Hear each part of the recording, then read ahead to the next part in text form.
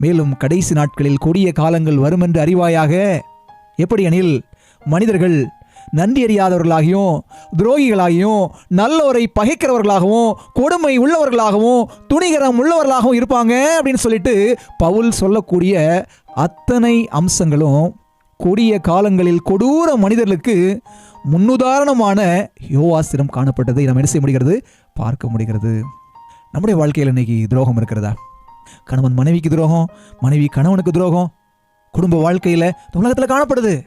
எஜமான் வேலைக்காரங்க துரோகம் இருக்குதா? வேலை செய்கிற இடத்துல எப்படி வேலைக்காரனை சுரண்டணும், எப்படி அவன் சம்பளத்தை பிடிக்கணும், எப்படி அவன் கூலியை பறிச்சுக்கலான்னு சொல்லிட்டு எஜமான் நினைக்கிறான். வேலைக்காரன் வேலை செய்கிற இடத்துல முழு அர்ப்பணிப்போடு வேலை செய்யாமல் தான் சொந்த வேலை செய்கிறது, எஜமானுக்கு உண்மை இல்லாமல் நடந்து கொள்வது என்று சொல்லி தொழிலாளர்களுக்கிடையே இன்னொரு வகையான துரோகம். துரோகம் செய்த யோவாசை போல துரோகிகளான நாம் துன்பப்படாமல் இருக்க வேண்டுமானால் தேவன் நம்மை அழைக்கிறார்.